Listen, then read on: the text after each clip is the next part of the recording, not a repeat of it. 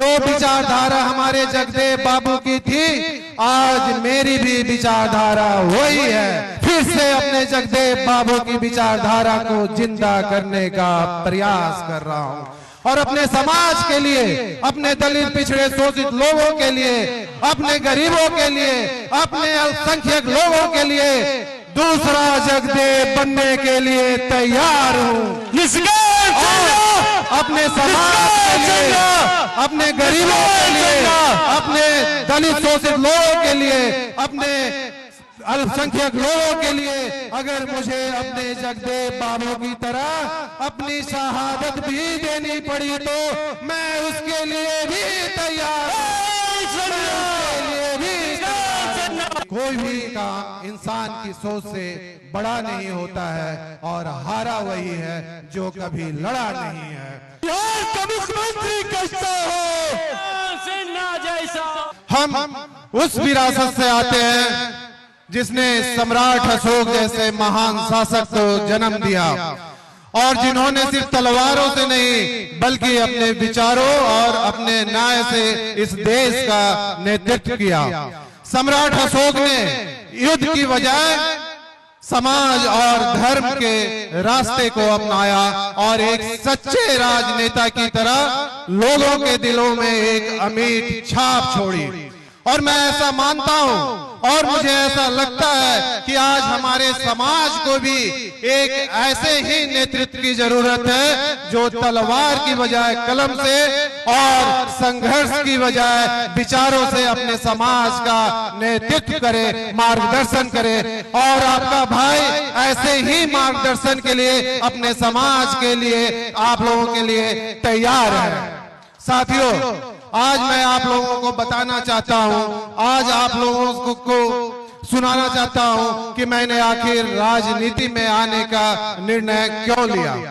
वैसे तो मेरे दादाजी और मेरे परिवार राजनीति में रहे हैं। मेरे दादाजी ना सिर्फ एक राजनेता थे बल्कि एक स्वतंत्रता सेनानी और एक सामाजिक कार्यकर्ता भी थे। उन्होंने लगभग 25 वर्षों तक एक सफल मुखिया और एक सफल प्रमुख के रूप में लोगों की सेवा की है। लोगों की मदद करना और लोगों की सेवा करना मेरे परिवार के खून में है।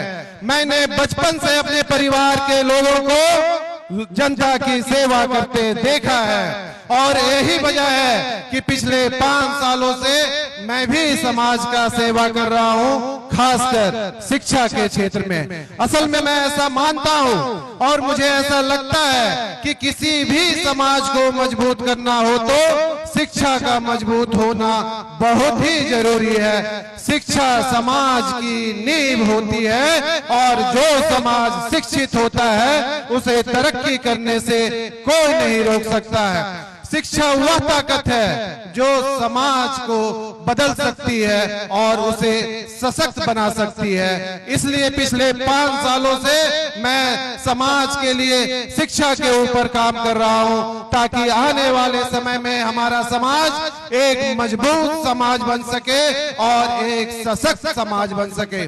पर साथियों, किसी भी समाज के लिए सिर्फ शिक्षा का मजबूत होना ही काफी नहीं है। जैसे शिक्षा समाज को मजबूत बनाती है वैसे ही राजनीति समाज को दिशा देती है। राजनीति वह ताकत है जो आपके अधिकारों की रक्षा करती है, आपके हक को सुनिश्चित करती है। इसलिए आपका भाई राजनीति में आने का फैसला लिया।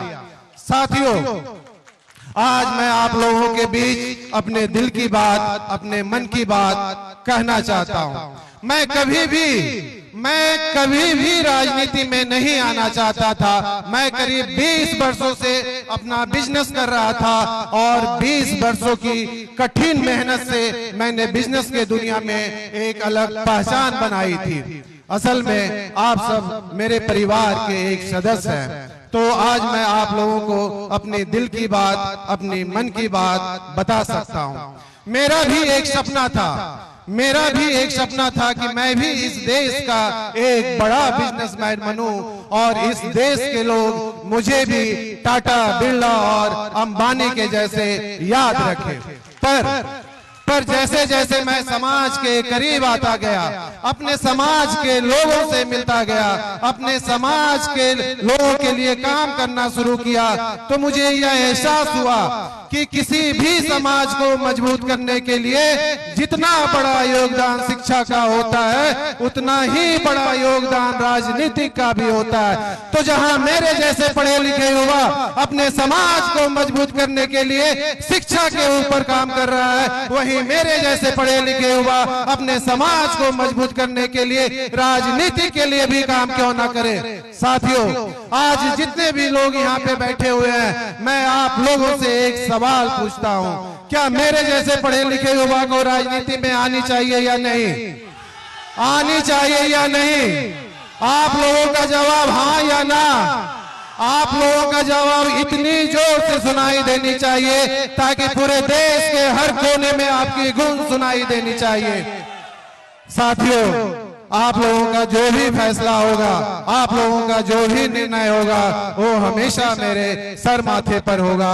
अभी निशिकांत सिन्हा का एक ही उद्देश्य है कि अगले 3 महीनों तक बिहार के हर जिले में दौरा करे, अपने समाज के लोगों के साथ संवाद करे, अपने दलित, पिछड़ों और शोषित लोगों के साथ मिले, अपने अल्पसंख्यक लोगों के साथ मिले, उनके विचारों को समझे, उनके समस्याओं को समझे, ताकि आने वाले समय में हमारी जितनी भागीदारी है उतनी हमारे हिस्सेदारी कैसे मिले, उसके लिए हम लड़ाई लड़े। अब मेरे जिंदगी में, अब मेरे लाइफ में सिर्फ 3 ही सपने हैं। मेरा पहला सपना यह है कि मैं जहां पैदा हुआ हूं, जिस राज्य में मैं पैदा हुआ, उस राज्य को मैं देश का नंबर 1 विकसित राज्य कैसे बनाऊं। और मेरा दूसरा सपना यह है कि मैं अपने समाज को आने वाले समय में एक विकसित और एक सशक्त समाज कैसे बनाऊं। और मेरा तीसरा और आखिरी सपना है कि मैं अपने समाज के लिए, अपने दलित और शोषित लोगों के लिए, अपने पिछड़े लोगों के लिए, अपने गरीबों के लिए, अपने अल्पसंख्यक लोगों के लिए जितनी हमारी हक है, उस हक को मैं कैसे दिलवाऊं।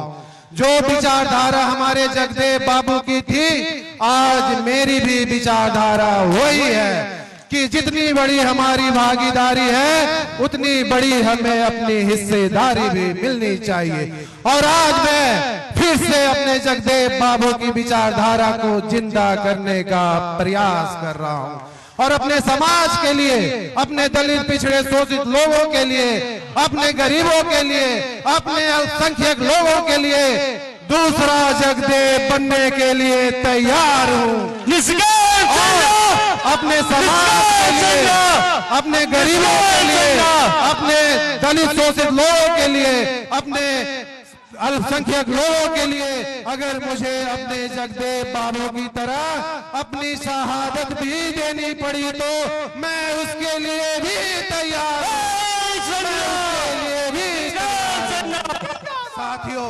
साथियों, मैं अब अंत में मैं बस यही कहना चाहता हूं कि कोई भी काम इंसान की सोच से बड़ा नहीं होता है और हारा वही है जो कभी लड़ा नहीं है। आप लोगों का इतना प्यार, इतना सम्मान जो मिला, मैं आप लोगों का हमेशा ऋणी रहूंगा।